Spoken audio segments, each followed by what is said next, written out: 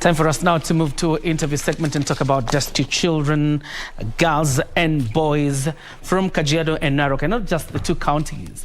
Let's talk about giving hope to destitute boys and girls who are either running away from the cut or running away from forced marriages or any kind of desperate situation. It could be poverty or anything. And in studio, I have Evelyn Nakola, who is the proprietor, Lights of Life Rescue Center, who joins us tonight. Let's have this conversation. Thank you very much for joining us. Thank you too for having me. You're welcome. Yes, thank you. First of all, explain to us the concept of Lights of Life, how it came by, what void was it trying to fill, particularly when you focus on Kajiado and Narok counties. Thank you so much once again for being here. My name is Evelyn Nakola, and I am a director of Light of Life organization, an organization that supports girl-child education. But this year, we've started the boy-child education. That one, I'll speak a bit about it later. And Light of Life tries to cover that void space of ensuring that children get education. Not only just education, but education with the foundations of Christ. Yes. Foundation obviously coming through education. And you would agree with me, there's quite a gap, particularly when you talk about pastoralist communities that live within Kajiado and Narok counties. There's quite a big educational gap probably that you wanted to fill when you engaged in Light of Life organization. Yes. One of the challenges is the retrogressive cultural practices that deny most girls an opportunity to go to school and achieve their purpose or their dream in their lives. And therefore, Light of Life came in to support and ensure that these girls get an opportunity to go to school and have a peace of mind to achieve their goals. And therefore, this is one gap to ensure that we give enlightenment on how to stop the retrogressive cultural practices and also rescue these young girls that go through this practice and put them to school. Yes. There are three things: poverty, female genital mutilation, particularly when you're talking about girls, or forced marriages. Which one do you deal with most, particularly when you talk about rescue and affording this girl an opportunity to have an education? Poverty and the retrogressive cultural practice. Okay. The FGM and the child marriage. Nowadays we call the child marriage because they're forced to marriage at an early age. And therefore, when we get a notification or get a child that is being forced to go through the child marriage, we rescue them and take them to school. It is not an easy journey. It's not just a walk in the park. But we have to give ourselves into ensuring that we don't create that grudge in the community, but we try to let them know the advantages of going to school versus marrying them off. Yes. I would imagine, like you say, it's not an easy task dealing with such. And I'm just thinking about a paradigm shift. When you're talking about a community that is reserved, and then you have to introduce the paradigm shift of this girl cannot be married. This girl will not go through this right. We need to take her through formal education. Tell us how your organization is trying to occasion that paradigm shift. When I am a Maasai, and when you speak to your community, there's a language, this is a language they understand. I'm also an example to them that I have gone to school and they see the results or the advantages of going to school. And therefore, that is one of my biggest tools.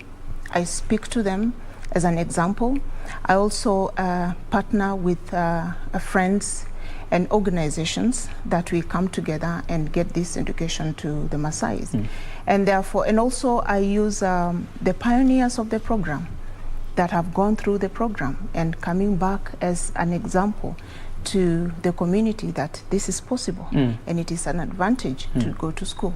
Yes. Is that enough? Because I'm, still wondering about a conservative society. Even if you bring them life examples of what is happening out there with education and bring in your partners to try and talk to them, you still have to deal with some bits of that conservativeness. Is that enough to just parade your success stories? Yes and no. Sometimes you find it is still not enough. You need to, there's education part of when you speak to the community, trying to bring that understanding. You know, transformation doesn't just come easy. It's a step-by-step process. And therefore, I take this as a life challenge as I move on to talk to them and as I engage with them with practical examples and also what they've seen their children achieving. And so I can say that it is a journey that I'm still moving through. It is my desire and dream that one day this will not be a difficult journey, but it will be an easy journey for the community to allow these young girls to go to school. Poverty also is another challenge that is facing them. Yes, you find others, they really need to take these children to school, but they don't have the finances, the school fees to take these children to school. That's another group of girls that we support. Those that their parents are willing to educate them, but they don't have the ability to do so. We give them that sponsorship opportunity for the girls to go to school. Yes. From the starting point, probably can begin by telling us some of the success stories you've had, and probably a life example that we can say this one reported themselves probably as having escaped from a forced marriage or because of poverty, and where they are right now. Your success stories, because you're celebrating how? You're celebrating what, 10 years? 10 years last year. Yeah, we celebrated 10 years last year because we started in November 2011, and therefore last year we celebrated 10 years of great achievements in the organization. And I have so many girls that I take as my pride of this journey. I have girls working with the judiciary in Kenya. And that is one of my biggest pride. This young girl I rescued from Kajiado, the innermost parts of Kajiado, when she was in Form 1, having gotten out of school, and she was just not hopeful of a journey ahead of her. And working with her slowly, it was not also easy for her, but she had to put an effort on her side. She is now one of my girls that I am proud of. I don't know if I should give her name. Just go ahead. Her name is Toti Kileo, and I am happy for her wherever you are. I am proud of you. And many other girls. We have like Sylvia, who is working with the NTSA today. We have others at the in the vernacular radio stations. And also I have bazaars in schools that I have girls, the schools that my girls are studying it right now. We have pioneer girls that are working as bazaars in those schools and secretaries. Yes. When you talk about Kajiado and Narok, where these programs are, most people would assume these things, the three problems you're talking about, are largely about natives of Kajiado and Narok. You have migrant communities in Narok and Kajiado. Have you had instances of where those migrant communities are either practicing early marriages or FGM, or even girls coming to you because they don't have means of educating themselves? Yes, that's a good question. Thank you for asking. I have girls from Marsabit County. I have girls from Kisii community. I have girls from the Kikuyu community that not only face the cult or the cultural practices, but girls that are in the same county but need help. But I have rescued girls from as far as Marsabit. Now they are here and studying in school. And therefore, with Light of Life, we are not really confined to specific people or communities that are within the two counties. We try to incorporate all the communities that are within the country. My vision is to expand even to other counties, to ensure that any child that is in need of help and I am able to give this help is able to get. Yes. Let me take you back a bit. Somebody comes to your organization and says, I have this situation. We have described the three problems. typically what happens to them once they join your organization, and what process do they go through to finally become either professional or joining a certain college or profession? One, we have vetting tools that we use once you bring a child, or even a child brings herself or himself into the program, now that we are having the boy-child program. When they come, we do an interview with them. We understand their background. We also go to visit their schools.